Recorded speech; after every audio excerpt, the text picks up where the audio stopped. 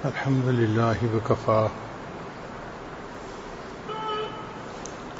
وسلام على عباده الذين اصطفى أما بعد أعوذ بالله من الشيطان الرجيم بسم الله الرحمن الرحيم سبحان الذي أسرى بعبده ليلا من المسجد الحرام إلى المسجد الأقصى الذي باركنا حوله سبحان ربك رب العزة عما يصفون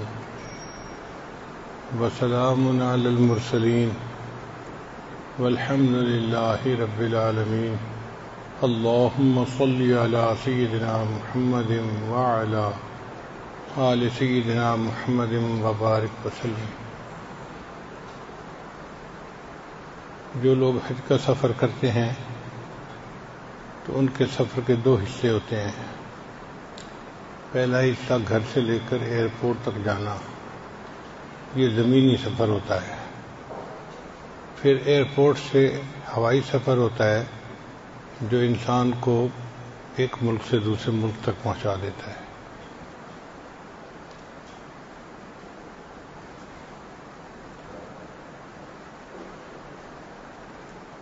چنانچہ نبی علیہ السلام کو اللہ تعالیٰ نے معراج کا سفر عطا فرمایا، اس کے بھی دو حصے تھے۔ ایک زمینی سفر جو مسجد حرام سے مکہ مکرمہ سے لے کے مسجد اقصیٰ تک ہوا، اس کو اسرا کہتے ہیں، اور دوسرا حصہ سفر کا تھا مسجد اقصیٰ سے لے کر عرش سے اوپر سے جانے کا سفر۔ چنانچہ معراج کے سفر کے لیے حضرت جبریل علیہ السلام تشریف لائے اور اپنے ساتھ ایک سواری لائے جس کو براق کہا جاتا ہے۔ یہ گھوڑے کی شکل کی ایک سواری تھی، اس پر نبی علیہ السلام سوار ہوئے اور مکہ مکرمہ سے مسجد اقصیٰ تک کا سفر چند لمحوں میں کر لیا۔ راستے میں ایک جگہ نبی علیہ السلام رکے جو مدینہ طیبہ کے قریب ایک وادی تھی پہاڑ کی۔ وہاں نبی علیہ السلام کو بہت خوشبو آئی، تو نبی علیہ السلام نے جبریل علیہ السلام سے پوچھا کہ اے جبریل علیہ السلام یہ خوشبو کیسی ہے؟ انہوں نے عرض کیا اے اللہ کے حبیب صلی اللہ علیہ وسلم، جو فرعون کے سر پہ تیل لگانے والی لڑکی تھی، عورت تھی، وہ یہاں پر مدفون ہے، اور اس کے دفن ہونے کی وجہ سے پوری جگہ خوشبو سے رچی ہوئی ہے۔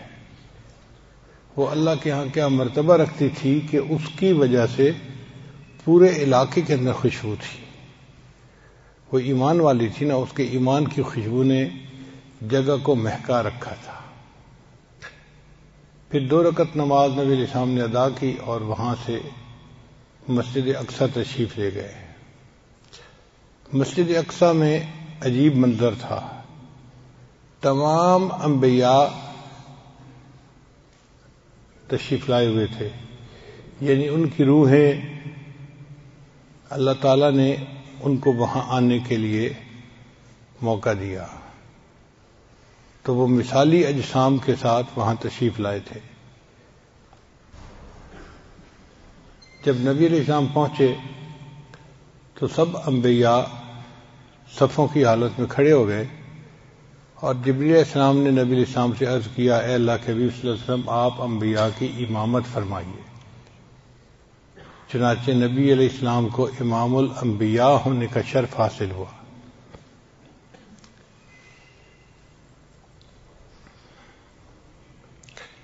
پھر اس کے بعد سفر کا دوسرا حصہ شروع ہوا۔ اس کے لیے ایک اور سواری لائی گئی جس کا نام رفرف تھا۔ یہ رفرف جو ہے یہ ایلیویٹر کی قسم کی سواری تھی۔ ایلیویٹر وہ سواری ہوتی ہے کہ جس پہ لوگ گراؤنڈ فلور سے اوپر کی منزل پہ جا سکتے ہیں، لفٹ بھی کہتے ہیں اس کو۔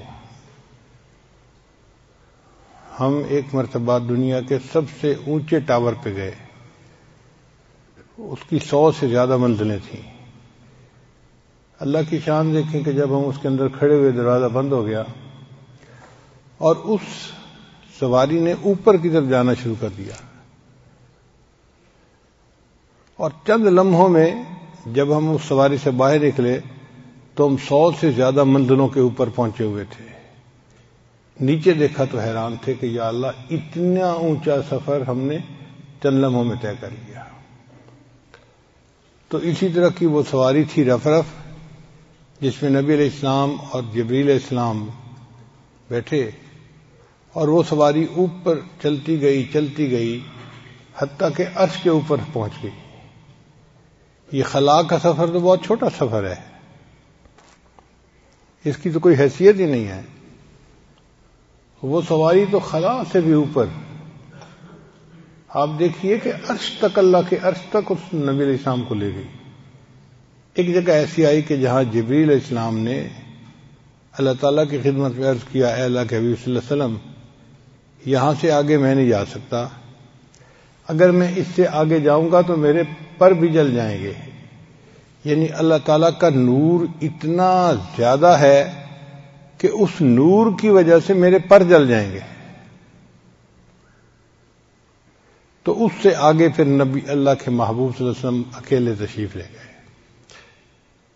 اور کہاں تک گئے؟ اللہ کے اتنا قریب، ثم دنا فتدلى فكان قاب قوسين او ادنى، سدرۃ المنتہا سے بھی اوپر۔ سدرہ کہتے ہیں بیری کو عربی زبان میں، منتہا آخری بیری۔ یہ ایک نور کی بیری ہے، ایک نور ہے جو بیری کی طرح بندے کو نظر آتا ہے، اور یہ اللہ تعالیٰ کے عرش سے اوپر ہے۔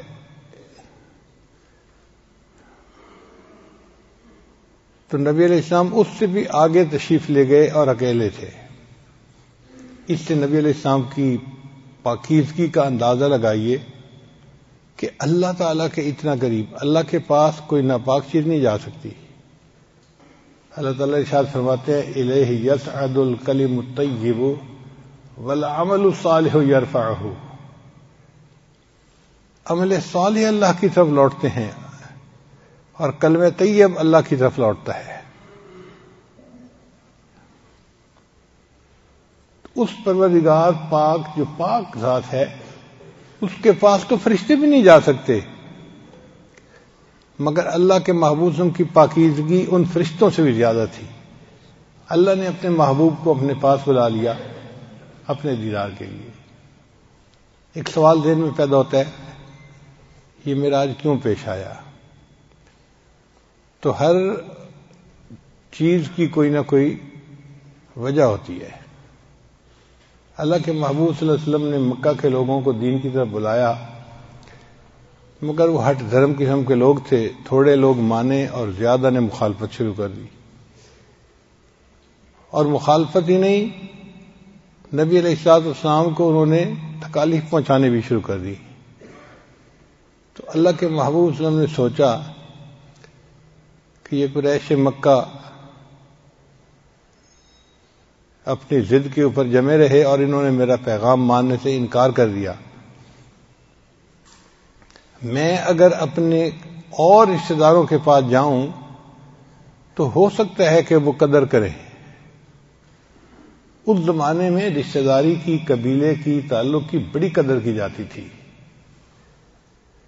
چنانچہ طائف ایک جگہ تھی، پہاڑی جگہ تھی، اور وہاں پر نبی اسلام کے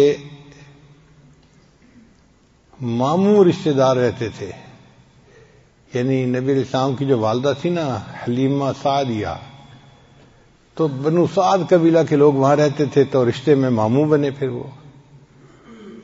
تو نبی علیہ السلام کو یہ امید تھی کہ ان سے تو میرا ماموں والا رشتہ ہے، اگر ان کے سامنے میں اللہ کی توحید کا پیغام پہنچاؤں تو ہو سکتا ہے یہ اس پیغام کو مان لیں۔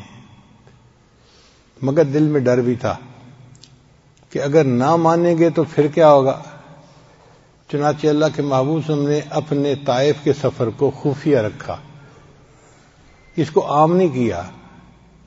اگر نبی علیہ السلام چاہتے تو ابو بکر عمر ساتھ ہوتے، اگر نبی علیہ السلام چاہتے تو سینکڑوں جان فدا کرنے والے عشاق ساتھ ہوتے، مگر اللہ کے نبی صلی اللہ علیہ وسلم سمجھتے تھے کہ اگر میں وہاں گیا اور انہوں نے بات نہ مانی تو پھر مکہ کے مشرک تو اور تیز جری ہو جائیں گے، جرت بڑھ جائے گی کہ اپنوں نے بات نہیں مانی تو ہمارے پاس کیوں آئے ہیں یہ۔ اب اللہ کے محبوب صلی اللہ علیہ وسلم نے اپنے ساتھ کوئی خادم نہیں لیا، اکیلا سفر کیا۔ آپ غور کیجئے کہ مکہ مکرمہ کی گرمی 50 ڈگری سینٹی گریڈ کی گرمی ہوتی ہے، اس میں خشک پہاڑوں کا سفر کرتے کرتے اللہ کے محبوب صلی اللہ علیہ وسلم اکیلے طائف پہنچے۔ طائف کا سفر تقریباً 80 کلومیٹر دور بنتا ہے مکہ سے، یعنی ایک موٹا اندازہ لگائے کہ یہاں سے فیصل آباد کا سفر، اب ایک آدمی کو پیدل چل کے سفر کرنا پڑے یہاں سے فیصل آباد تو کتنا وہ تھک جاتا ہے، کتنی بھوک لگتی ہے، کتنی پیاس لگتی ہے۔ اللہ کے محبوب صلی اللہ علیہ وسلم نے یہ سفر اکیلے فرمایا۔ جب وہاں تشریف لے گئے تو وہاں پر 3 بڑے سردار تھے جو طائف میں رہتے تھے۔ ایک کو آپ صلی اللہ علیہ وسلم نے اللہ کا پیغام پہنچایا تو اس نے جواب دے دیا کہ جی نہیں، میں آپ کی بات کو نہیں مانتا۔ پھر دوسرے کے پاس پیغام پہنچایا، اس نے کہا جی کہ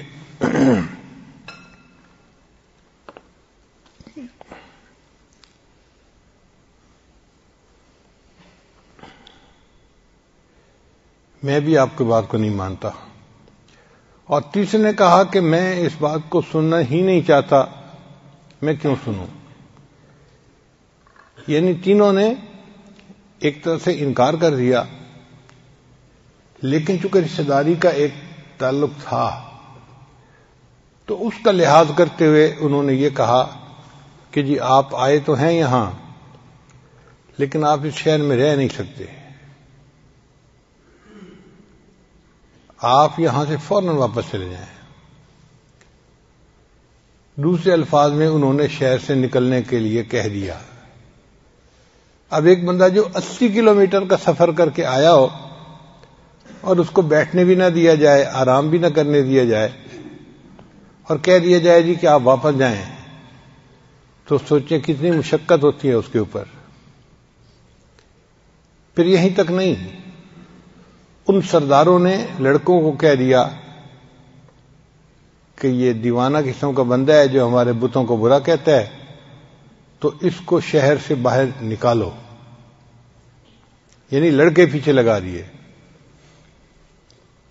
اب وہ لڑکے جو تھے ان کے ہاتھ میں پتھر تھے اور وہ پتھر مارتے تھے نبی علیہ السلام کو۔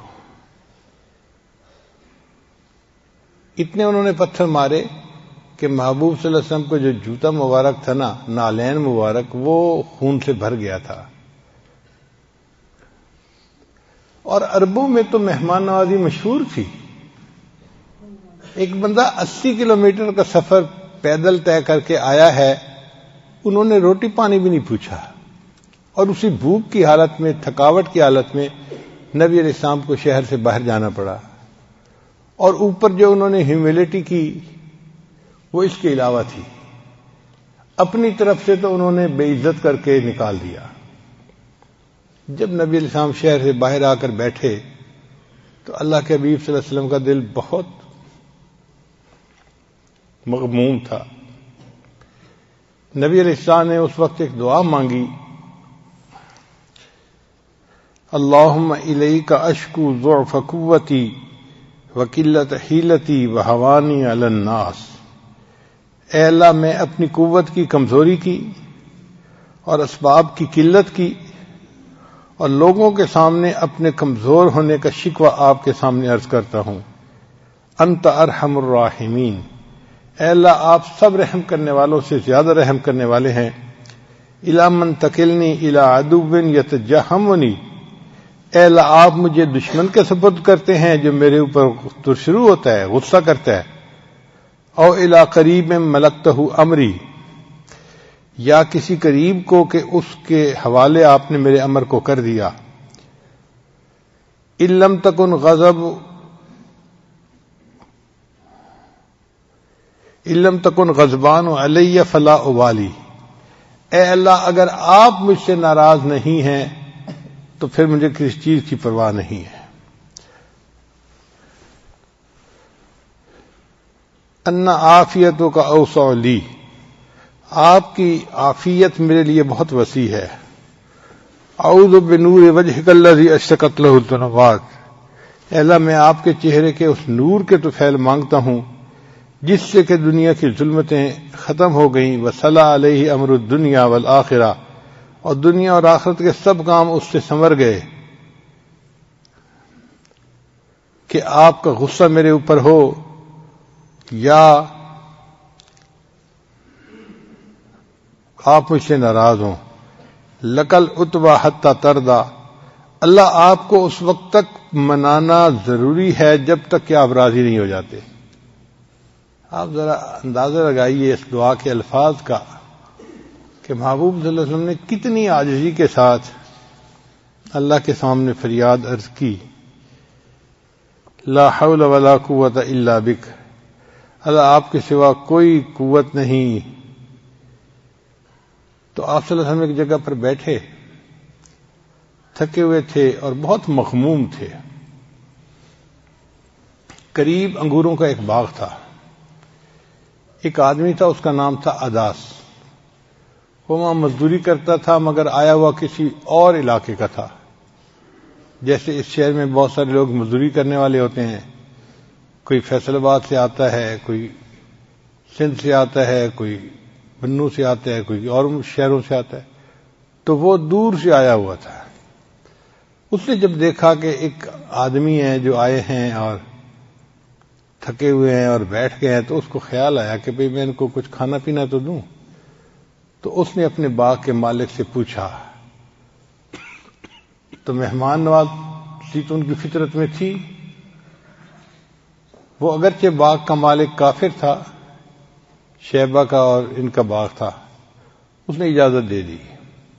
چنانچہ اداس کچھ انگور لے کے نبی اسلام کی خدمت میں آیا اور اس نے آ کر انگور پیش کیے، پانی دیا۔ نبی علیہ السلام نے انگور کھائے، پانی پیا تو طبیعت کچھ بحال ہوئی۔ تو نبی علیہ السلام نے اس سے تعارف پوچھا، بھئی تم کہاں سے ہو؟ اس نے کہا جی میں تو نینوا کا رہنے والا ہوں اور وہاں سے یہاں آیا ہوں اپنی مزدوری کے لیے۔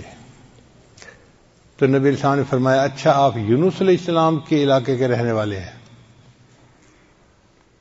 وہ نام سن کر حیران ہو گیا کہ جی آپ ان کو کیسے جانتے ہیں؟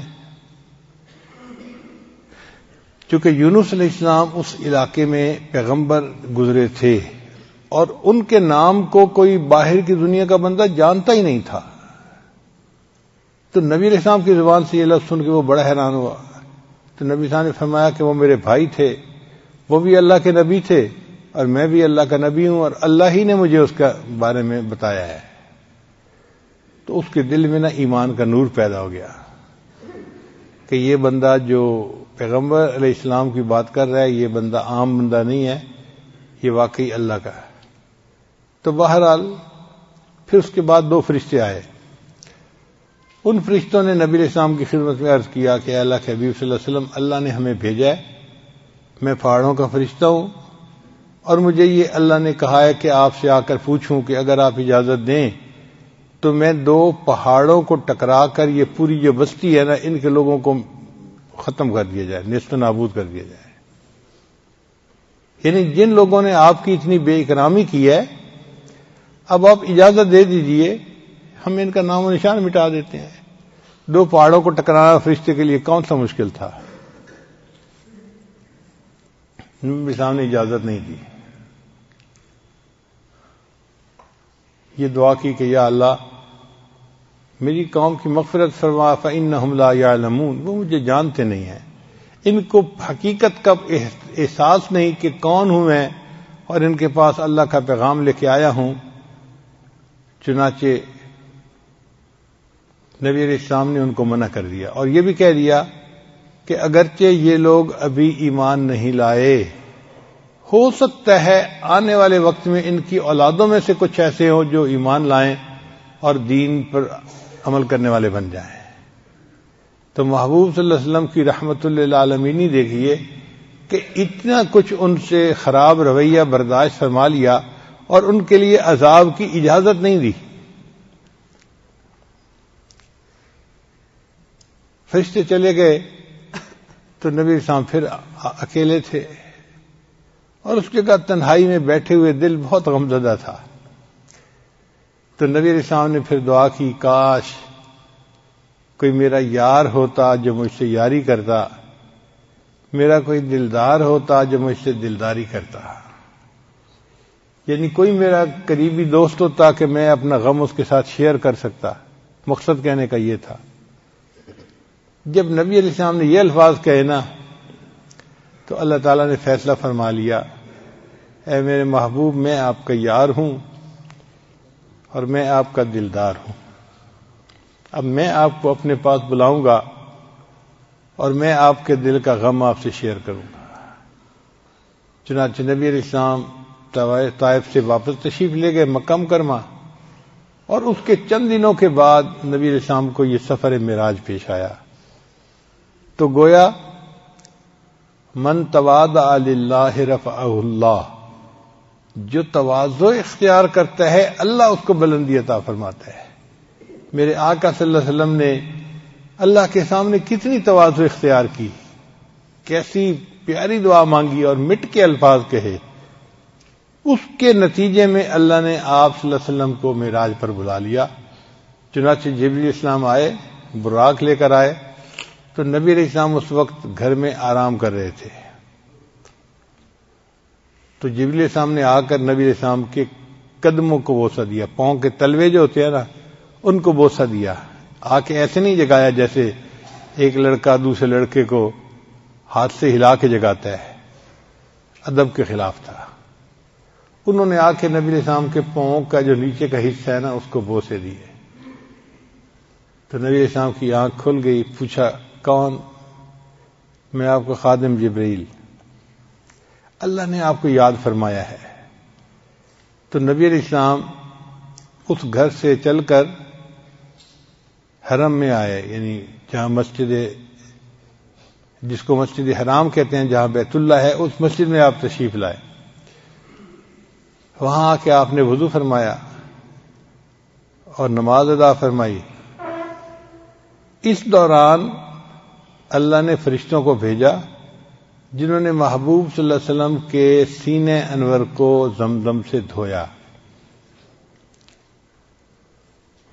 یعنی یوں سمجھیں کہ یہ نبی علیہ السلام کے مبارک لطائف تھے جن کو اللہ تعالیٰ بالکل اور زیادہ پاک صاف کرنا چاہتے تھے اور نور سے بھرنا چاہتے تھے. چنانچہ نور سے ان کو بھر دیا گیا اور پھر یہاں سے آپ براق پر تشریف فرما ہوئے اور مسجد حرام سے آپ مسجد اقصی تشریف لے گئے. جب مسجد اقصی تشریف لے گئے تو وہاں نبی علیہ السلام نے نماز کی امامت فرمائی. نماز پہلے انبیاء کو بھی ملی، یہ پہلے سے تھی مگر کامل نہیں تھی. بعض انبیاء کو رکوع اور قیام ملا، اسی کو نماز کہتے تھے. اس لیے ان کے بارے میں فرماتے ہیں ورکعوا مع الراکعین، رکوع کرنے والوں کے ساتھ تم بھی رکوع کرو، کیونکہ رکوع کرنا ایک بڑی یعنی عبادت کا حصہ سمجھا جاتا تھا. پھر اللہ نے اپنے محبوب صلی اللہ علیہ وسلم کو رکوع سے آگے سجدے کی بھی نعمت عطا فرمائی. اس وقت تک اتحیات نہیں تھی نماز میں، یوں سمجھیں کہ سجدہ کر کے سلام پھیر دیتے تھے، یہ نماز تھی اس وقت کی. تو نبی علیہ السلام نے امامت فرمائی، سب انبیاء نے ان کے پیچھے نماز پڑھی اور نبی علیہ السلام معراج پر تشریف لے گئے وہاں سے. پھر آپ نے رف رف پر سواری کی اور رف رف سواری جو تھی وہ آپ کو لے کر آسمانوں کی طرف گئی، سیدھا اوپر کی طرف گئی. ایسے مقام پر گئی کہ ایک جگہ پر جا کر جبریل السلام بھی اس سواری سے اتر گئے کہ اللہ کے حبیب صلی اللہ علیہ وسلم میں اس سے آگے نہیں جا سکتا ورنہ میرے پر نور کی شدت کی وجہ سے جل جائیں گے.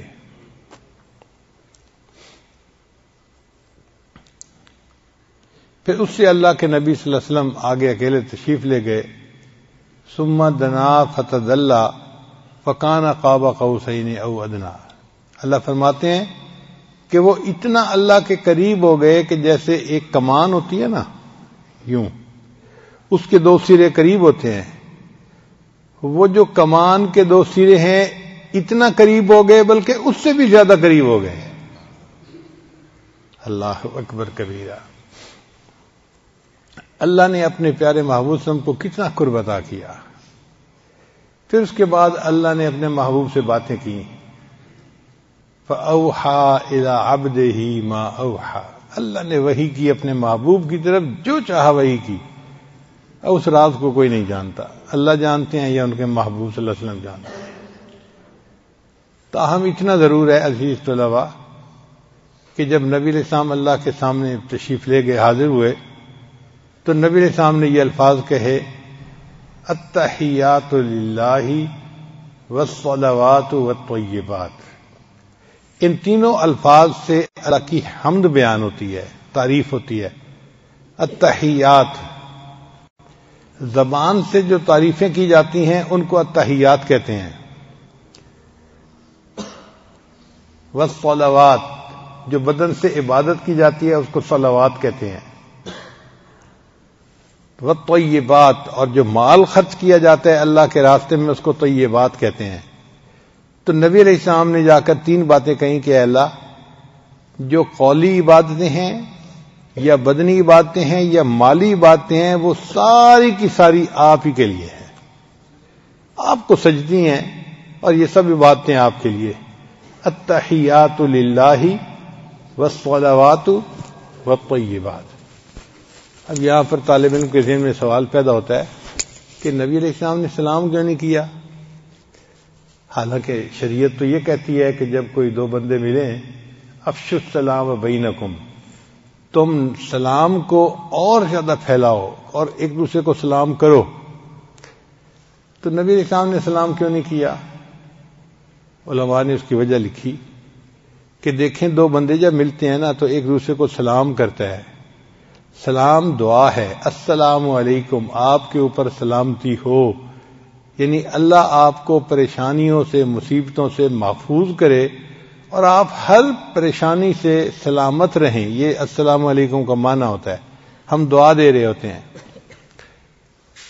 تو نبی علیہ الصلوۃ والسلام نے السلام علیکم اس لیے نہیں کہا کہ اللہ تعالیٰ تو سلام ہے، خود سلام ہے، ان کا نام ہے السلام، اس کو کوئی پریشانی نہیں، کوئی مصیبت نہیں، لہذا یہ دعا اللہ کے حق میں دی نہیں جا سکتی تھی۔ تو بس ایک ہی بات تھی کہ نبی علیہ السلام نے جا کر اللہ کی تعریف کی، اے اللہ، قولی عبادتیں، بدنی عبادتیں اور مالی عبادتیں، تینوں قسم کی جو عبادتیں ہیں ان کے حقدار آپ ہیں، آپ ہی کو وہ سجدتی ہیں اور یہ سب آپ کے لیے ہیں۔ تو اللہ تعالیٰ نے اس کے جواب میں تین ہی الفاظ کہے، السلام علیک ایھا النبی ورحمۃ اللہ وبرکاتہ۔ اے نبی صلی اللہ علیہ وسلم، آپ کے اوپر سلامتی ہو، چونکہ آپ صلی اللہ علیہ وسلم تو مخلوق تھے نا اور اللہ کے نبی تھے، انسان تھے، تو آپ کو تو سلامتی کی ضرورت تھی۔ تو اللہ نے فرمایا السلام علیک ایھا النبی ورحمۃ اللہ وبرکاتہ، اور اللہ کی رحمتیں ہوں اور اللہ کی برکتیں ہوں۔ اب اس کے آگے بعض محدثین فرماتے ہیں کہ نبی علیہ الصلوۃ والسلام نے اپنی امت کو بھی اس دعا میں شامل کیا اور جواب میں یوں کہا، السلام علینا وعلی عباد اللہ الصالحین، ہم پر بھی سلامتی ہو اور جتنے نیک بندے آئیں گے ان پر بھی سلامتی ہو۔ اور بعض کہتے ہیں محدثین کہ نہیں، فرشتوں نے یہ الفاظ کہے۔ تو بہرحال جو بھی تھے، جواب میں یہ الفاظ بھی کہے گئے۔ اب یہ گفتگو تھی جو محبوب کی اللہ رب العزت سے عرش کے اوپر ہوئی، اور اس کو اللہ نے ہماری التحیات کا حصہ بنا دیا اور التحیات کو ہماری نماز کا حصہ بنا دیا۔ اللہ اکبر کبیرہ۔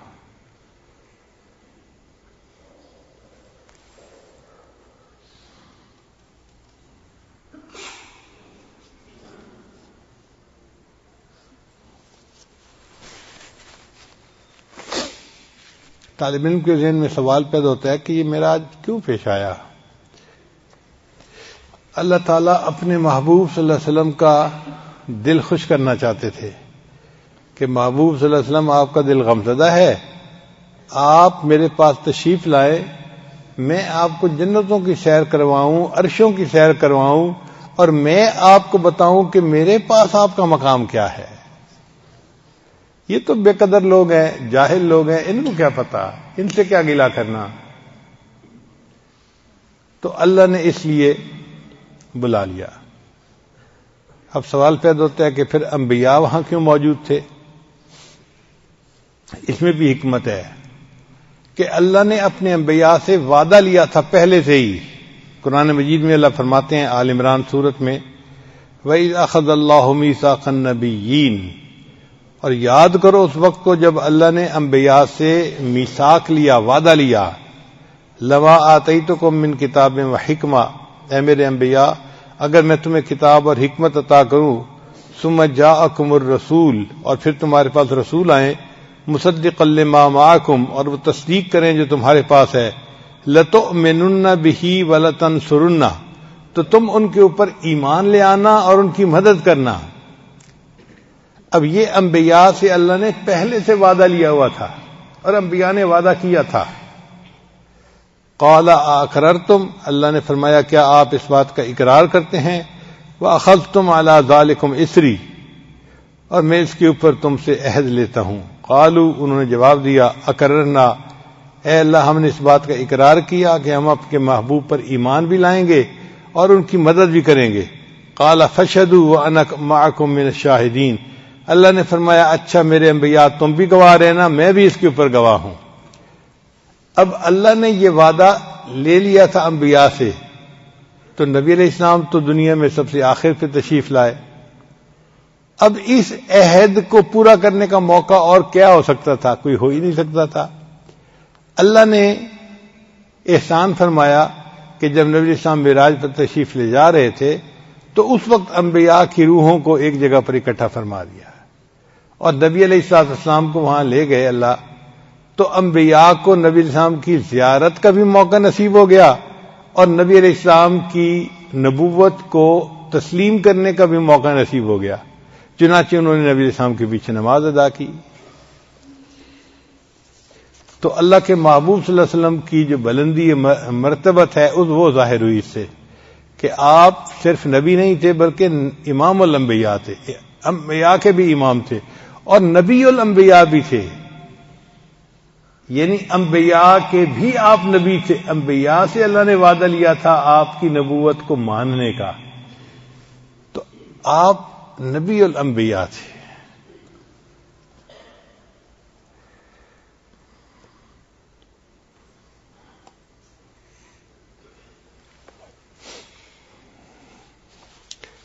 عزیز طلباء، ایک مثال پہ ذرا غور کرنا۔ کوئی بندہ مجھے ملتا ہے نا راستے میں، ناواقف ہوتا ہے یا انجان ہوتا ہے، کہتا ہے جی میں آپ سے ملنا چاہتا ہوں۔ میں کہتا ہوں بھئی فلان جگہ پر گھر ہے، مسجد ہے، آپ آ جانا، میں آپ سے ملاقات کر لوں گا۔ تو میں اس کو بلا لیتا ہوں کہ آپ آ جانا، میں آپ سے ملاقات کروں گا۔ لیکن اگر میں جا رہا ہوں اور مجھے کوئی اپنا بہت قریبی دوست ملے، اس سے دور کی رشتہ داری بھی تھی، بچپن کا کلاس فیلو بھی تھا، بہت قریبی تھا، اور کئی سالوں بعد وہ مجھے ملا، تو اس کو میں پتہ نہیں بتا دیتا کہ فلان جگہ ملنے کے لیے آ جانا ہے۔ میں کہتا ہوں بھئی آؤ میری گاڑی میں بیٹھو، میں آپ کو اپنے گھر لے جاتا ہوں۔ تو ایک بندے کو آنے کے لیے پتہ بتا دیا اور دوسرے بندے کو خود اپنی گاڑی میں بٹھا کے گھر لے کے آئے۔ ہے نا فرق دونوں میں؟ وجہ کیا تھی کہ جو پہلا تھا وہ مرید تھا، اس کو ارادت تھی، اس کو کام تھا، اور یہ جو دوسرا بندہ تھا نا یہ مراد تھا، یہ محبوب تھا، اس کو ساتھ بٹھا کے لے آئے۔ تو اللہ کے محبوب صلی اللہ علیہ وسلم اللہ کے محبوب تھے، مراد تھے، اور حضرت موسیٰ علیہ السلام اللہ کے مرید تھے، طالب تھے۔ تو موسیٰ علیہ السلام اللہ سے ملاقات کرنا چاہتے تھے۔ اللہ نے فرمایا وَلَمَّا جَاءَ مُوسَىٰ لِمِيقَاتِنَا، جب آئے موسیٰ علیہ السلام ہماری ملاقات کے لیے، یعنی موسیٰ علیہ السلام آئے ملاقات کرنے کے لیے کوہ طور کے اوپر، اور جب نبی علیہ السلام کا معاملہ آیا تو اللہ نے یہ نہیں فرمایا کہ جب میرے محبوب آئے مجھ سے ملاقات کے لیے، اللہ نے فرمایا سبحان الذی اسری بعبدہ لیلا من المسجد الحرام الی المسجد الاقصی، پاک ہے وہ ذات جو لے گیا اپنے محبوب کو مسجد حرام سے مسجد اقصی تک، یعنی نبی علیہ السلام نہیں گئے، اللہ لے گیا۔ اب اللہ نے سبحان سے اس لفظ کو شروع فرمایا، اس بات کا تذکرہ کیا۔ سبحان کا مطلب جو ہر کمی سے پاک ہو، ہر عیب سے پاک ہو۔ اس کا مطلب یہ کہ جو بندہ اس میں شک کرے وہ اللہ تعالیٰ کے ذات کے بارے میں تردد کرنے والا ہے، اس کا ایمان ہی ضائع ہو جائے گا۔ تو جب اللہ کہتے ہیں کہ اللہ لے گیا، اللہ پاک ہے ہر عیب سے، اب کوئی یہ نہیں کہہ سکتا جی یہ چیز تو ممکن ہی نہیں تھی۔ بھئی بندوں کے لیے ناممکن تھی، اللہ کے لیے ناممکن نہیں تھی، اللہ جو چاہے وہ کر سکتے ہیں۔ تو پاک ہے وہ ذات جو لے گئی اپنے محبوب کو اپنے مسجد حرام سے مسجد اقصی تک۔ اسی طرح حضرت موسیٰ علیہ السلام نے اللہ سے دعا مانگی تھی، رب اشرح لی صدری، اے اللہ میرے سینے کو شرح عطا فرما دیجئے، کھول دیجئے، شرح صدر عطا فرما دیجئے۔ تو گویا موسیٰ علیہ السلام کو ایک نعمت کی طلب تھی، انہوں نے اللہ سے دعا مانگی، اور اللہ نے اپنے محبوب کو بھی شرح صدر والی نعمت عطا فرمائی، مگر یہ نہیں کہا کہ میرے محبوب نے مجھ سے مانگا تھا۔ اللہ فرماتے ہیں الم نشرح لک صدرک، اے میرے محبوب کیا ہم نے آپ کو شرح صدر نہیں عطا فرما دیا؟ تو دیکھو مرید کا معاملہ اور تھا اور مراد کا معاملہ کچھ اور تھا۔ تو موسیٰ علیہ السلام کوہ طور پر دیدار کے لیے گئے تھے، اور اللہ نے اپنے محبوب کو اپنے پاس دیدار کے لیے خود بلا لیا۔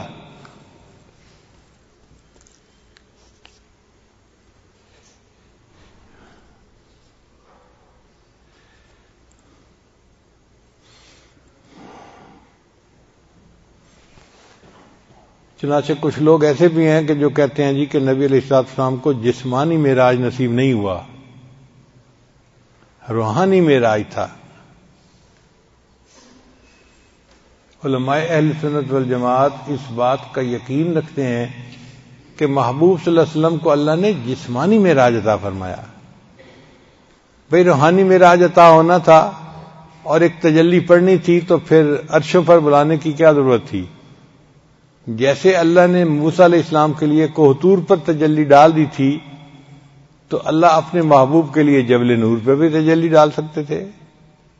جبل نور کو کوہ طور بنا دینا کون سا مشکل تھا اللہ کے لیے؟ تو پھر عرشوں پہ لے جانے کا کیا مسئلہ، اس کی کیا ضرورت تھی؟ عرش پر جو اللہ لے گئے، یہ چیز ثابت کر رہی ہے کہ یہ جسمانی معراج تھا۔ دنیا میں معراج کیوں نہیں اللہ نے دے دیا؟ اب اس کی وجہ سمجھیے کہ اللہ تعالیٰ کا دیدار دنیا میں ممکن ہی نہیں ہے۔ دنیا کے اندر اتنی صلاحیت ہی نہیں ہے کہ یہ اللہ تعالیٰ کی اس تجلی کو برداشت کر سکے۔ اللہ تعالیٰ نے موسیٰ علیہ السلام کو 70,000 پردوں میں سے تجلی ڈالی تھی، 70,000 پردوں سے تجلی ڈالی تھی۔ فلما تجلی ربہ جعلہ دکا وخر موسیٰ صعقا، اور وہ پہاڑ جو تھا نا جس پر تجلی پڑی تھی وہ جل کر کوئلہ بن گیا تھا، اور موسیٰ علیہ السلام بے ہوش ہو گئے۔ اس کا مطلب یہ کہ دنیا اللہ کی تجلی کو برداشت کرنے کی صلاحیت ہی نہیں رکھتی۔ یہ بات سمجھ گئے؟ اب اللہ تعالیٰ تو پردوں کے بغیر اپنے محبوب کو اپنا جلوہ دکھانا چاہتے تھے، تو وہ چیز تو دنیا میں ممکن ہی نہیں ہے۔ اسی کو تو حضرت مجذوب رحمۃ اللہ نے فرمایا، نہیں کرتے وہ وعدہ دید کا حشر سے پہلے، نہیں کرتے وہ وعدہ دید کا حشر سے پہلے، دل بیتاب کی ضد ہے ابھی ہوتی یہی ہوتی۔ دل بیتاب تو یہ چاہتا ہے اللہ آپ کا دیدار اب بھی ہوتا اور یہی ہو جاتا، مگر اللہ فرماتے ہیں نہیں میرے بندے، تم جب آخرت میں آؤ گے نا میرے پاس تو میں وہاں دیدار کرواؤں گا. نہیں کرتے وہ وعدہ دید کا حشر سے پہلے، دل بیتاب کی ضد ہے ابھی ہوتی یہی ہوتی. تو اللہ تعالیٰ اپنے محبوب صلی اللہ علیہ وسلم کو پردوں کے بغیر دیدار کروانا چاہتے تھے، وہ دنیا میں پاسبل نہیں تھا. اللہ نے فرمایا اچھا میرے محبوب میں آپ کو عرشوں کے اوپر بلاتا ہوں جہاں دنیا کے قاعدے قانون نہیں لگ سکتے، وہ جگہ ہی الگ ہے. چنانچہ رف سواری کو بھیجا گیا اور اللہ نے اپنے محبوب کو عرشوں کے اوپر بلا لیا، اور وہاں اللہ کے محبوب صلی اللہ علیہ وسلم کو پردوں کے بغیر اللہ رب العزت کا دیدار نصیب ہوا. یہ نعمت وہ ہے جو مومن کو جنت میں نصیب ہوگی، اور اللہ نے اپنے محبوب صلی اللہ علیہ وسلم کو یہ دنیا میں ہی اپنے پاس بلا کر عطا کر دی. اس کی مثال یوں سمجھیں کہ جیسے جنتی ہونے کا پتہ قیامت کے دن ہر مومن کو چلے گا، لیکن کچھ ایسے بھی صحابہ تھے کہ جن کو جنتی ہونے کی بشارت اللہ نے دنیا میں عطا فرما دی اپنے محبوب کی زبان سے، تو ان کو عشرہ مبشرہ کہتے ہیں. 10 صحابی ایسے تھے کہ جن کو دنیا میں اللہ کے محبوب نے جنتی ہونے کی بشارت عطا فرما دی تھی، تو ان کو اللہ نے دنیا میں جنت کی بشارت عطا فرما دی، اور باقی لوگوں کو قیامت کے دن بشارت ملے گی. اسی طرح باقی لوگوں کو قیامت کے دن اللہ کا دیدار ہوگا، باقی انبیاء کو بھی قیامت کے دن اللہ کا دیدار ہوگا. اور اپنے محبوب کو اللہ نے دنیا کی زندگی میں اپنے پاس بلا کر اپنا دیدار عطا فرما دیا. حکمت کیا تھی اس میں؟ حکمت یہ تھی کہ جتنے انبیاء دنیا میں تشریف لائے وہ سارے اللہ کے وجود کی گواہی دیتے تھے، مگر بن دیکھے دیتے تھے. یعنی سنی سنائی بات تھی. لا الہ الا اللہ، اس کو کیا کہتے ہیں؟ نفی اثبات. کیا کہتے ہیں؟ لا الہ نفی کو کہتے ہیں، اور الا اللہ اس بات کو کہتے ہیں کہ کوئی معبود نہیں سوائے اللہ کے. تو جتنے انبیاء نے یہ گواہی دی سب نے بن دیکھے دی، اللہ کو کسی نے نہیں دیکھا، سنی سنائی بات ہے. وہ جانتے تھے کہ اللہ کو کوئی نہیں دیکھ سکتا، مگر انہوں نے ایمان کی وجہ سے گواہی دی. ان کی گواہی بڑی معتبر.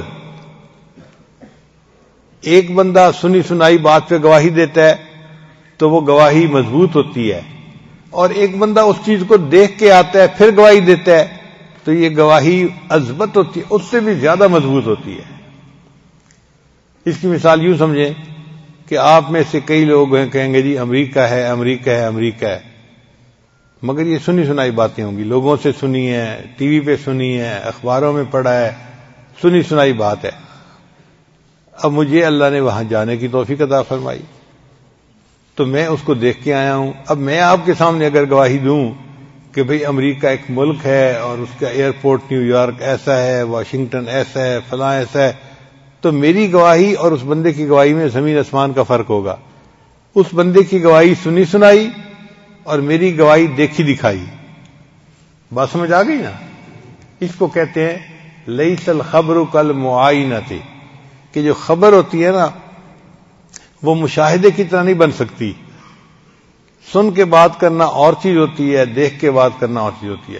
تو باقی سب انبیاء کا جو ایمان تھا وہ خبر کا تھا،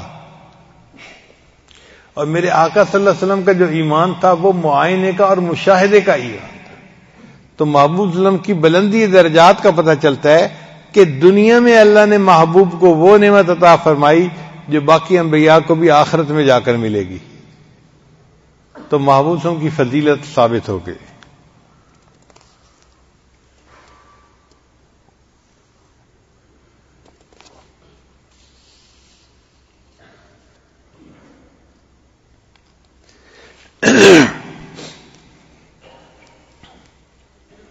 اب سوال پیدا ہوتا ہے کہ انبیاء کی امامت نبی علیہ الصلوۃ والسلام نے معراج پر جانے سے پہلے فرمائی، آ کے فرماتے تو اور اچھا ہوتا. تو علماء نے جواب دیا کہ پہلے انبیاء کو نماز کا کچھ حصہ ملا تھا، ادھوری نماز ملی تھی، قیام ملا تھا، رکوع ملا تھا، اور سجدہ نبی علیہ السلام کو ملا. اور پھر اس میں جو تکمیل ہوئی نا وہ عرش پہ جا کے ہوئی کہ التحیات کا مضمون جو بنا، میں نے ابھی آپ کے سامنے جو کھولا. تو اگر نبی علیہ السلام آ کر پڑھاتے تو جو نماز نبی علیہ الصلوۃ والسلام کو ملی وہی کامل نماز باقی انبیاء کو بھی مل جاتی، پھر فضیلت کہاں رہ جاتی؟ اللہ اپنے محبوب ہم کو فضیلت دینا چاہتے تھے. تو اللہ تعالیٰ نے فرمایا میرے محبوب صلی اللہ علیہ وسلم آپ انبیاء کی امامت پہلے کروا لیں تاکہ جتنی نماز ان کو ملی وہ اپنی نماز پڑھ لیں. جب آپ واپس آئیں گے تو آپ اور آپ کی امت کو میں کامل نماز پڑھنے کی توفیق عطا فرما دوں گا. فرشتے بھی نماز پڑھتے ہیں مگر ان کی نماز بھی ادھوری. نبی صاحب نے فرمایا کچھ فرشتے قیام کی حالت میں ہیں، ساری زندگی قیام میں رہیں گے. کچھ رکوع میں ہیں، ساری زندگی رکوع میں رہیں گے. کچھ سجدے میں، ساری زندگی سجدے میں رہیں گے. کچھ اتحیات میں ہیں، ساری زندگی اتحیات پہ رہیں گے. تو فرشتے بھی نماز کا ایک ایک رکن ادا کرتے ہیں. اللہ کی شان دیکھیے، اللہ نے اپنے محبوب کی امت پر کتنا احسان فرمایا. اللہ نے سب ارکان کا مجموعہ انسان کو عطا فرما دیا. ہم قیام سے لے کے اتحیات تک کے سارے ارکان ادا کرتے ہیں.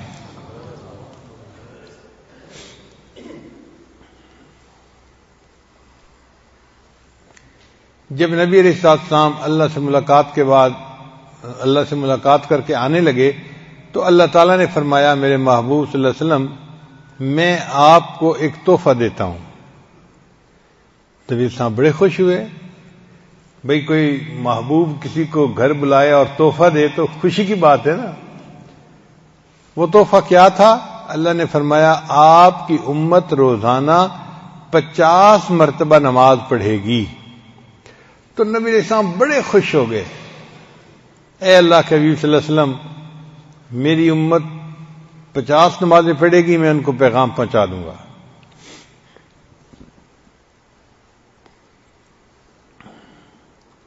اور اللہ تعالیٰ نے امت کے ساتھ رحمت کا معاملہ کرنے کا بھی فیصلہ فرما دیا. شاعر کہتا ہے جو یاد مصطفیٰ سے دل کو بہلایا نہیں کرتے حقیقت میں وہ لطف زندگی پایا نہیں کرتے. جو یاد مصطفیٰ سے دل کو بہلایا نہیں کرتے حقیقت میں وہ لطف زندگی پایا نہیں کرتے. محمد عرش پر پہنچے تو خود خالق نے فرمایا یہ اپنا گھر ہے اپنے گھر میں شرمایا نہیں کرتے.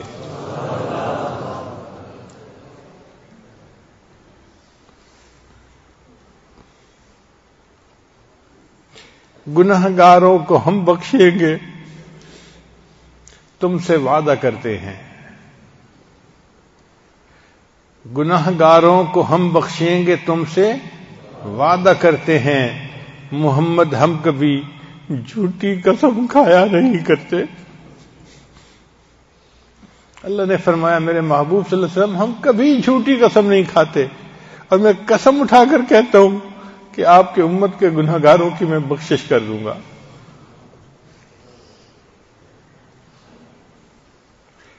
تو نبی علیہ السلام بہت خوش ہوئے اور پھر واپس تشریف لے آئے. جب واپس تشریف لے آئے تو ایک آسمان پر حضرت موسیٰ علیہ السلام انتظار میں بیٹھے ہوئے تھے. ملاقات ہوئی تو موسیٰ علیہ السلام نے پوچھا اے اللہ کے حبیب صلی اللہ علیہ وسلم اللہ نے آپ کو کوئی تحفہ دیا؟ تو نبی صاحب نے بتایا کہ میری امت کو 50 نمازیں ملی. انہوں نے عرض کیا اے اللہ کے حبیب صلی اللہ علیہ وسلم میری امت پر صرف 2 نمازیں فرض تھیں. موسیٰ علیہ السلام کے زمانے میں 2 نمازیں فرض تھیں اور میرے امتیوں پر یہ 2 نمازیں پڑھنا بھی مشکل تھا. 50 نمازیں تو بہت زیادہ ہیں. آپ اللہ کی بارگاہ میں جا کر عرض کریں کہ اللہ تعالیٰ ان میں تخفیف کر دیں، ہلکا کر دیں، ڈسکاؤنٹ دے دیں. چنانچہ نبی علیہ السلام واپس اللہ تعالیٰ کی طرف عروج کر کے گئے. عرض کیا تو اللہ تعالیٰ نے 5 نمازیں کم کر دی، 50 کو 45 کر دیا. پھر موسیٰ علیہ السلام نے کہا اے اللہ کے وسلم یہ بھی زیادہ ہیں، تو نبی علیہ السلام پھر اللہ کے حضور پیش ہوئے اور کم کرنے کے لیے عرض کی، درخواست کی، اللہ نے 40 کر دی۔ ہر دفعہ 5 نمازیں کم ہوتے ہوتے ہوتے ہوتے بالآخر نبی علیہ الصلوۃ والسلام جو تشریف لے گئے نا 9ویں دفعہ، تو اللہ نے فرمایا میرے محبوب آپ کی امت 5 نمازیں پڑھے گی مگر میں ان کو 50 نمازوں کا ثواب عطا فرماؤں گا۔ من جاء بالحسنۃ فلہ عشر امثالھا، جو ایک نیکی لائے گا میں 10 گنا عطا کروں گا۔ تو امت 5 نمازیں پڑھے گی، روزانہ 50 نمازیں پڑھنے کا ثواب ملوں گا۔ تو نبی علیہ السلام بہت خوش ہو گئے۔ پھر نبی علیہ السلام نے فرمایا کہ بھئی اب میرا دل نہیں چاہتا اور اللہ کے حضور جا کے کم کرنے کی ریکویسٹ کرنے کا، میری امت 5 نمازیں تو پڑھے گی صحیح۔ اچھا کئی ایسے بھی نوجوان ہوتے ہیں جو کہتے ہیں کہ اللہ تعالیٰ کے محبوب ایک دفعہ اور چلے جاتے تو یہ 5 بھی نہ رہتی۔ بیوقوف لوگ۔ اس کی مثال ایسے ہے کہ جیسے ایک چھوٹا بچہ کسی نوجوان کو کہے کہ تمہارا جو نکاح ہوا ہے نا تمہاری پسندیدہ لڑکی کے ساتھ، آج تم اگر مسجد میں نہ آتے نا تو نکاح نہ ہوتا، تو آگے سے کیا جواب دے گا؟ کہے گا بے وقوف تو ہے بچہ، تجھے کیا پتا، میں نے تو اتنی دعاؤں کے بعد یہ وقت اللہ سے مانگا تھا، شکر ہے کہ میرا نکاح ہو گیا۔ ایسے ہی ہوتا ہے نا۔ تو بھائی شکر ہے کہ اللہ نے ہمیں نماز عطا فرمائی اور اس نماز کے ذریعے ہمیں اللہ سے ہم کلامی کا شرف حاصل ہو گیا۔ اگر نماز نہ ہوتی تو کوئی دوسری عبادت نہیں تھی کہ جس عبادت میں اللہ کا جلوہ انسان کو حاصل ہو سکتا۔ یہ نماز ہی ہے۔ تو یہ تو شکر ہے اللہ کا کہ اللہ تعالیٰ نے ہمیں نماز کی نعمت عطا فرمائی، یہ تو تحفہ ہے ہمارے لیے۔ اب ایک سوال اور پیدا ہوتا ہے کہ کیا موسیٰ علیہ السلام ہمارے آقا صلی اللہ علیہ وسلم سے زیادہ ذہین تھے کہ نبی علیہ السلام کو 50 نمازوں کا تحفہ ملا تو نبی علیہ السلام خوشی خوشی آ رہے ہیں جی 50 نمازوں کا تحفہ مل گیا؟ حضرت موسیٰ علیہ السلام نے کہا کہ نہیں، ان کو کم کروا لیجئے، امت کے لیے بوجھ ہوگا۔ تو علماء نے جواب دیا ہے کہ نہیں، ہمارے آقا صلی اللہ علیہ وسلم موسیٰ علیہ السلام سے زیادہ ذہین تھے، مگر فرق یہ تھا کہ ہمارے آقا صلی اللہ علیہ وسلم نے اللہ کا دیدار کیا تھا اور ان کے اوپر مشاہدے کی کیفیت تھی۔ مشاہدے کی کیفیت میں جو عاشق ہوتا ہے نا، اس کو سمجھ نہیں لگتی وہ کیا کر رہا ہے۔ اور اس کی دلیل سورہ یوسف سے ملتی ہے۔ مصر کی عورتوں نے یوسف علیہ السلام کا دیدار کیا تھا، وَقَطَّعْنَ أَيْدِيَهُنَّ، اور انہوں نے اس کو دیکھ کے اتنی وہ حواس باختہ ہو گئی کہ ان کو پتہ ہی نہیں چلا، انہوں نے اپنی انگلیوں کو کاٹ لیا تھا۔ تو جب دیدار ہوتا ہے تو عاشق کا یہ حال ہوتا ہے، اسے سمجھ نہیں لگتی اپنی۔ تو محبوب صلی اللہ علیہ وسلم نے تو دیدار اللہ کا کیا تھا، اس مشاہدے کی کیفیت تھی نبی علیہ السلام کے اوپر۔ اس میں اگر بالفرض اللہ تعالیٰ 500 نمازوں کا تحفہ دیتے تو نبی علیہ السلام اس پر بھی ہاں کر دیتے۔ 50 نمازیں تو کوئی بات ہی نہیں تھی۔ موسیٰ علیہ السلام اس مشاہدے کی کیفیت میں نہیں تھے۔ جب انہوں نے سنا 50 نمازیں تو انہوں نے کہا اے اللہ کے نبی اس کو کم کروا لیجئے۔ چنانچہ اللہ تعالیٰ نے کم کرتے کرتے 5 رکھیں، باقی معاف کر دیں۔ اب ایک سوال اور پیدا ہوتا ہے کہ اللہ تعالیٰ نے اگر 5 رکھنی تھی باقی معاف کرنی تھی تو پھر ایک ہی دفعہ 45 معاف کر کے 5 رکھ لیتے، ختم مسئلہ۔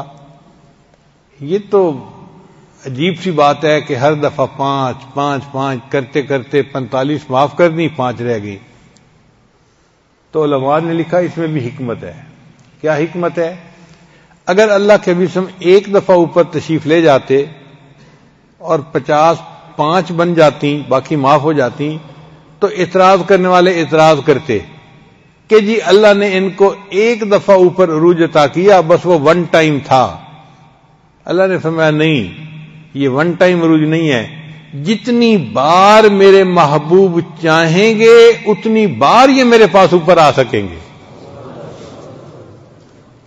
یہ ایک دفعہ کی بات نہیں ہے، چنانچہ نبی علیہ السلام نے 100 مرتبہ اوپر جانے کا 9 دفعہ اوپر جانے کا ارادہ کیا اور آپ صلی اللہ علیہ وسلم کو 9 مرتبہ یہ معراج حاصل ہوا. ہر دفعہ 5 کرتے کرتے بالآخر 5 رہ گئیں، 45 معاف ہو گئیں.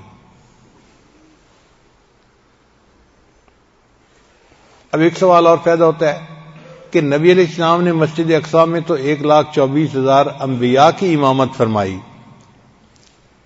تو ان میں حضرت موسیٰ علیہ السلام ہی کیوں راستے میں انتظار میں تھے؟ حضرت آدم علیہ السلام ہوتے، حضرت ابراہیم علیہ السلام ہوتے، کوئی اور پیغمبر ہوتے، موسیٰ علیہ السلام ہی کیوں بیٹھے ہوئے تھے؟ علماء نے اس کا بھی جواب دیا. علماء نے کہا کہ وجہ یہ تھی کہ موسیٰ علیہ السلام اللہ کے ہم کلامی کرتے تھے، اور جب ہم کلامی کی جاتی ہے نا تو پھر بندے کا ملاقات کو دل چاہتا ہے. اس لیے موسیٰ علیہ السلام نے اللہ کو عرض کیا تھا رب ارنی انظر الیک، اے اللہ میں آپ کو دیکھنا چاہتا ہوں. اللہ نے فرما دیا لن ترانی، تو مجھے دنیا میں نہیں دیکھ سکتا.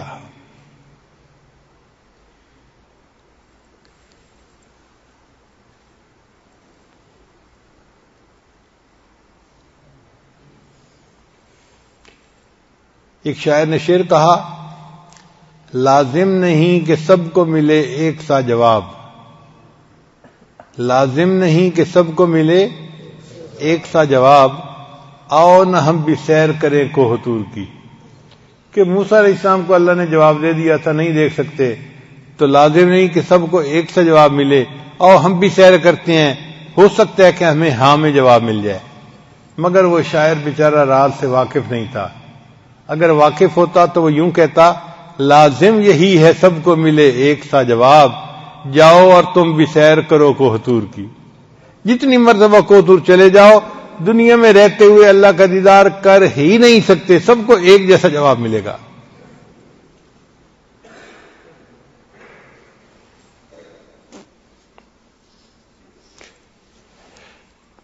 تو حضرت موسیٰ علیہ السلام کو اللہ تعالیٰ نے دیدار سے انکار فرما دیا، مگر موسیٰ علیہ السلام کے دل میں تڑپ تو تھی نا، اللہ کو دیکھنے کی چاہت تو تھی، عاشق تو تھے نا. اب جب موسیٰ علیہ السلام کو پتہ چلا کہ اللہ نے اپنے محبوب صلی اللہ علیہ وسلم کو اپنے پاس عرش پہ بلایا ہے اور محبوب کو اللہ اپنا دیدار کروائیں گے، تو موسیٰ علیہ السلام نے سوچا میں تو اللہ کا دیدار نہ کر سکا، چلو میں عرش پہ جا کے راستے میں آسمان پہ بیٹھ جاتا ہوں، جب نبی علیہ السلام اللہ کا دیدار کر کے آئیں گے تو میں ان کا سب سے پہلے دیدار کروں گا. میں دیدار نہیں کر سکا تو جو کر کے آ رہے ہیں میں ان کا ہی دیدار سب سے پہلے کر لوں گا. یہ ایسے ہی ہے کہ ہمارے حضرت رحمۃ اللہ فرمایا کرتے تھے کہ شروع میں حج کا مجھے بڑا شوق ہوتا تھا، لیکن وسائل نہیں تھے تو میں حج پہ جا نہیں سکتا تھا. اب وہ جو حج کا جذبہ تھا نا وہ مجھے چین سے بیٹھنے نہیں دیتا تھا. تو حضرت فرماتے ہیں کہ پھر میں کیا کرتا تھا کہ جو لوگ حج کر کے آتے تھے نا میں جا کے ان کو دیکھا کرتا تھا، ان سے ملا کرتا تھا، اور دل میں کہا کرتا تھا اللہ میں تو حج پہ نہیں جا سکا، جو حج کر کے تیرا گھر دیکھ کے آئے ہیں میں ان کو تو دیکھ سکتا ہوں نا، میں ان کو دیکھ رہا ہوں. تو جس طرح ہمارے حضرت حج کر کے آنے والوں کو دیکھ کے دل کی حسرت مٹا لیتے تھے، حضرت موسیٰ علیہ السلام نے بھی یہی کیا. اللہ مجھے تو آپ نے انکار فرما دیا تھا نہیں دیکھ سکتے، اب اپنے محبوب کو دیدار کے لیے بلایا ہے، جو آپ کا دیدار کر کے آئیں گے میں کم از کم ان کا تو دیدار کر لوں گا. اس لیے حضرت موسیٰ علیہ السلام راستے میں بیٹھے اور انہوں نے نبی علیہ السلام کا انتظار کیا. اس پورے سفر میں جانے اور آنے میں نبی علیہ السلام کو چند لمحے لگے، ٹائم زیادہ نہیں لگا. حدیث پاک میں آتا ہے کہ نبی علیہ السلام نے جو وضو فرمایا تھا نا تو وضو کا پانی ابھی چل رہا تھا جب آپ واپس تشریف لے آئے. جس بستر پہ آپ صلی اللہ علیہ وسلم آرام فرما رہے تھے وہ بستر ابھی گرم تھا جب آپ واپس تشریف لے آئے. اس کا مطلب ہے چند لمحوں کا مسئلہ تھا، یعنی چند لمحوں میں اللہ کے نبی صلی اللہ علیہ وسلم تشریف لے بھی گئے عرشوں کے اوپر اور پھر واپس بھی تشریف لائے اور ٹائم ہی نہیں لگا. اب ٹائم نہیں لگا تو اس کا کیا مسئلہ ہے؟ اس کا مسئلہ بھی ذرا سمجھ لیجئے. دیہاتی علاقوں میں مرد جو ہوتے ہیں نا وہ کھیتوں کے اندر کام کرتے ہیں، ہل چلاتے ہیں، اور صبح سویرے وہ نکلتے ہیں اذانوں کے وقت، اور ہل چلاتے چلاتے جب صبح کے 10 بجتے ہیں نا تو دھوپ بھی ہو جاتی ہے، اس وقت ان کو بھوک لگتی ہے اور ان کو کھانے کی ضرورت پیش آتی ہے، تو ان کی بیویاں ان کے لیے صبح کا ناشتہ لے کے کھیت میں جاتی ہیں۔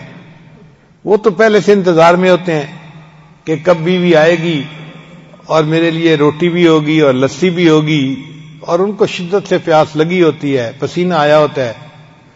تو جیسے ہی وہ ہل چلاتے چلاتے بیوی پہ نظر پڑتی ہے نا تو وہ ہل وہیں روک کے ایک طرف بیٹھ جاتے ہیں، پہلے ناشتہ کرتے ہیں بعد میں کام کرتے ہیں۔ یہ بات سمجھ آ گئی؟ اس کو پنجابی میں ایک شاعر نے یوں کہا، پیا لونگ دا لشکارا تے حالیاں نے ہل روک لے۔ لونگ کہتے ہیں وہ عورتیں جو یہ ناک کے اندر کوکا سا ڈالتی ہیں سونے کا، کہ جب لونگ کا لشکارا پڑتا ہے نا تو حالی جو ہے وہ اپنا ہل روک لیتے ہیں، کام بند کر دیتے ہیں کہ محبوب آ گئی، اب مجھے کام روکنا ہے اور پہلے ناشتہ کرنا ہے، بعد میں کام کروں گا۔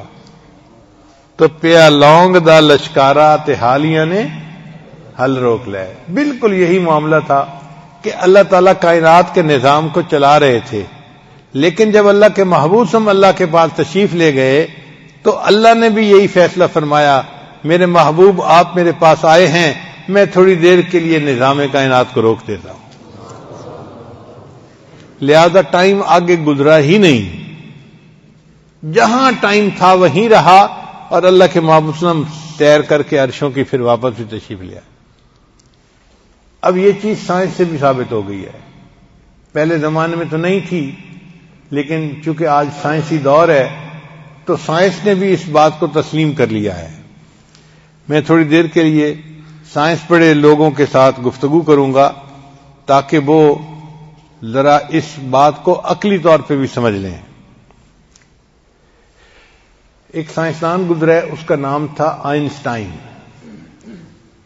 اس نے تھیوری آف ریلیٹیوٹی پیش کی، اور اس تھیوری آف ریلیٹیوٹی میں اس نے ایک نظریہ پیش کیا ٹائم ڈائلیشن کا، کہ ٹائم جو ہے نا یہ لمبا بھی ہو جاتا ہے، ٹائم ڈائلیٹ بھی کر جاتا ہے۔ اس میں اس نے ایک ایکویشن لکھی، T = T0 بٹا 1 - v²/c² √۔ اب ہر طالب علم تو نہیں سمجھے گا، لیکن جو سمجھتے ہیں کم از کم وہ تو سمجھے نا۔ تو یہ اس نے ایکویشن پیش کی، اسی ایکویشن سے ثابت ہوتا ہے کہ c جو ہے یہ ہے ویلاسٹی آف لائٹ، جو روشنی کی ویلاسٹی ہے، 1,86,000 میل فی سیکنڈ، یعنی ایک سیکنڈ میں روشنی اتنا لمبا سفر کر لیتی ہے۔ اللہ اکبر کبیرہ۔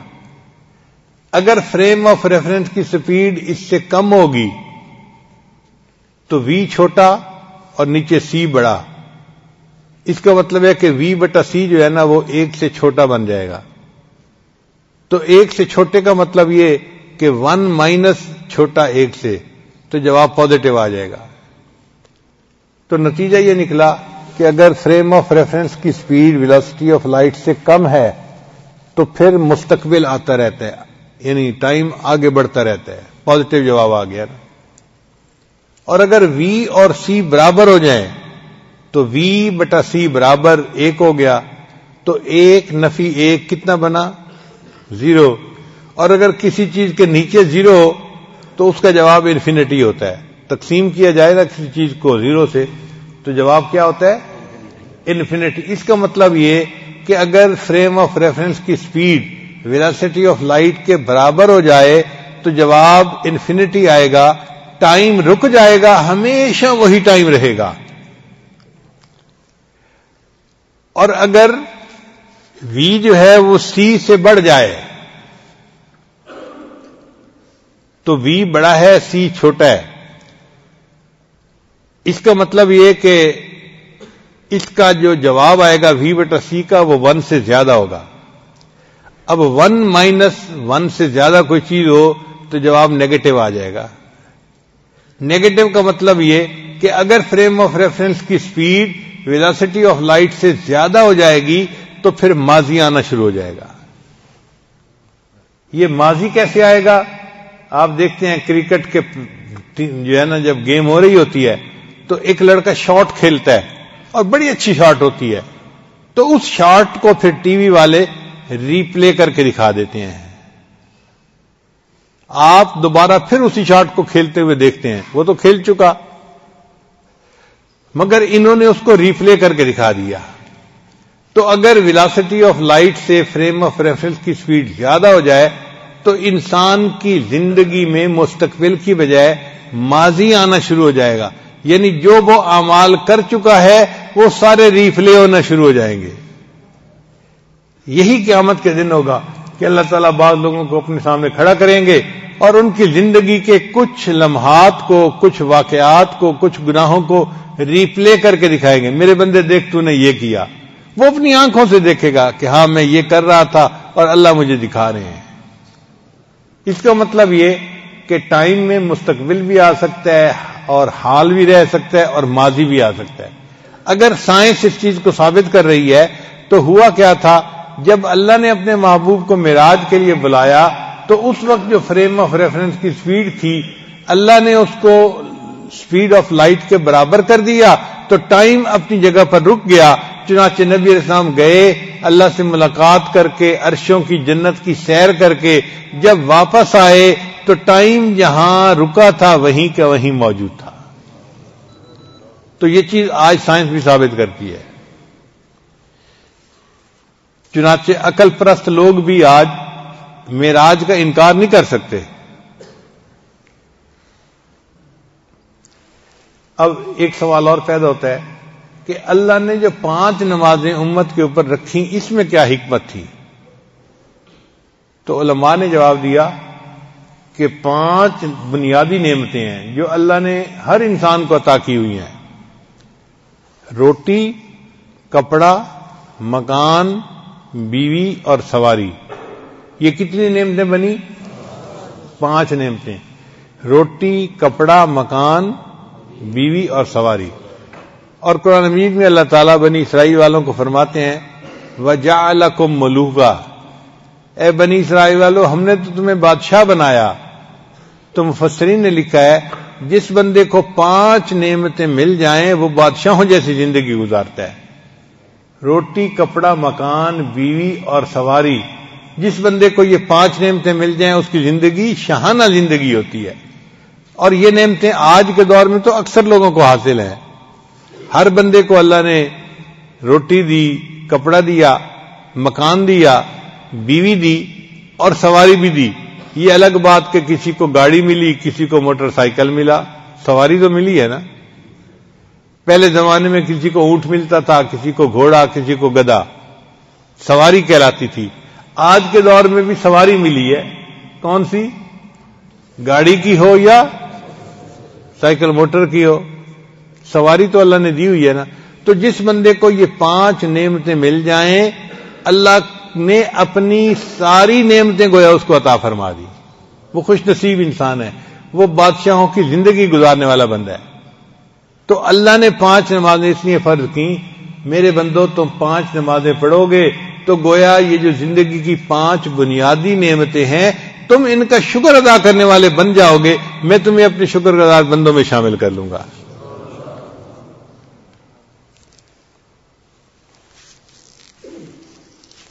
بعض علماء نے کہا کہ نہیں، انسان کی زندگی میں 5 حواس ہیں جن کو حواس خمسہ کہتے ہیں.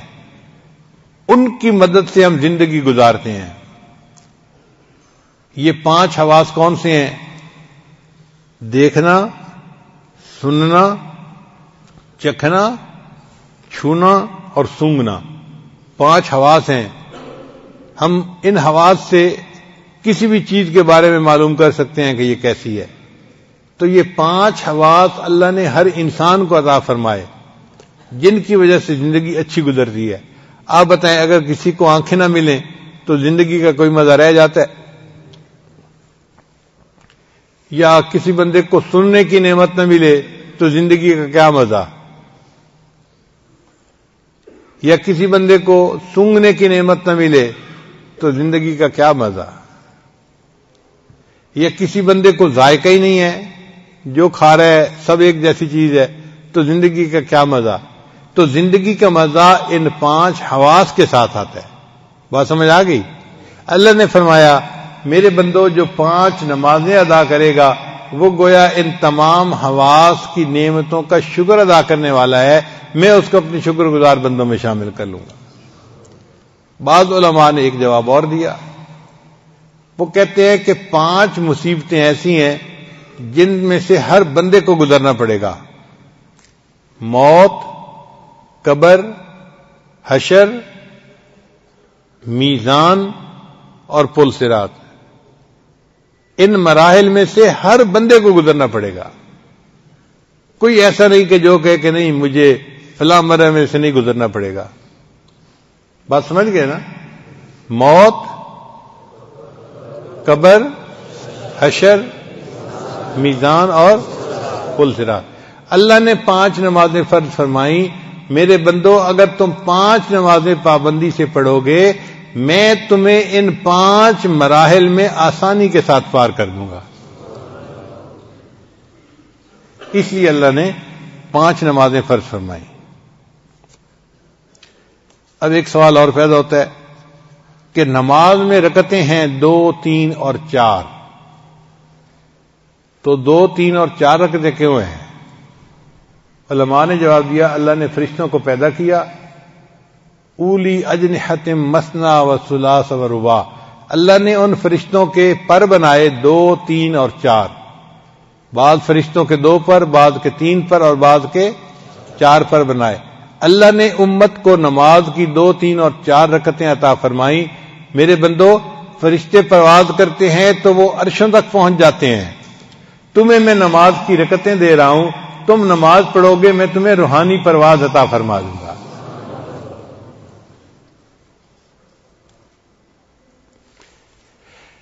پھر پورے دن میں 17 رکعتیں فرض ہیں۔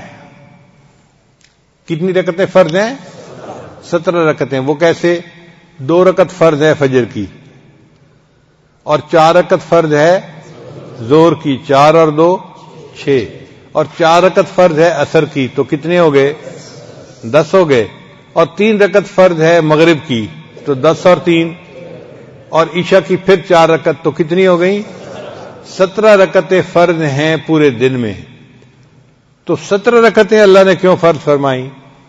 علماء نے جواب دیا کہ اللہ تعالیٰ نے معراج کی رات اپنے محبوب کو 17 چیزوں کی سیر کروائی تھی۔ ایک 7 جہنم کے حصے تھے، لہا 7 ابواب، قرآن مجید میں ہے کہ جہنم کے 7 دروازے ہوں گے، ہر حصے کا الگ دروازہ ہوگا، ہر سٹوری کا الگ دروازہ ہوگا۔ تو جہنم کے کتنے حصے ہوئے؟ 7۔ اور اللہ نے جنتیں 8 بنائی ہیں۔ جنت کے دروازے کتنے ہیں؟ 8 ہیں، جہنم سے زیادہ، اس لیے کہ جس طرف زیادہ جانا ہو لوگوں نے وہاں کا دروازہ بڑا اور زیادہ رکھوایا جاتے ہیں۔ اللہ کا ارادہ یہی تھا، میں نے اپنے زیادہ بندوں کو جہنم میں نہیں ڈالنا، زیادہ بندوں کو کہاں بھیجنا ہے؟ تو اللہ نے جنتیں کتنی بنائیں؟ 8 بنائیں، اور جہنم کے درجے کتنے بنائے؟ یعنی شروع سے اللہ کا ارادہ رحمت کا تھا کہ میں نے اپنے بندوں کو زیادہ ادھر بھیجنا ہے، تو اللہ نے 8 جنتیں بنائیں اور جہنم کے دروازے 7 بنائے۔ تو 8 اور 7 کتنے ہو گئے؟ 15، اور ایک عرش اور ایک کرسی، تو کتنے بن گئے؟ اللہ نے اپنے محبوب کو معراج کی رات 17 چیزوں کی سیر عطا فرمائی، اور مومنوں کو اللہ نے 17 رکعتیں عطا فرمائی۔ میرے بندو اگر تم 17 رکعتیں ادا کرو گے تو میں اس کے بدلے تمہیں روحانی معراج عطا فرما دوں گا۔ اپنے محبوب کو تو جسمانی معراج عطا کیا تھا، تمہیں کیا عطا کروں گا؟ روحانی معراج عطا کروں گا۔ اس لیے یہ نماز جو ہے نا، الصلاۃ معراج المومن، نماز مومن کی معراج ہے۔ اور التحیات جو ہم پڑھتے ہیں نا، یہ امت محمدیہ کے لیے اللہ تعالی کی طرف سے خصوصی انعام ہے۔ اس لیے اللہ کے نبی صلی اللہ علیہ وسلم فرمایا کرتے تھے قرۃ عینی فی الصلاۃ، میری آنکھوں کی ٹھنڈک نماز میں ہے، یعنی نماز پڑھنے سے میری آنکھیں ٹھنڈی ہو جاتی ہیں، میرا دل خوش ہو جاتا ہے۔ اور جب اذان کا وقت ہوتا تھا تو نبی صلی اللہ علیہ وسلم فرماتے تھے ارحنی یا بلال، بلال اذان دے اور میری آنکھوں کو ٹھنڈک پہنچا دے۔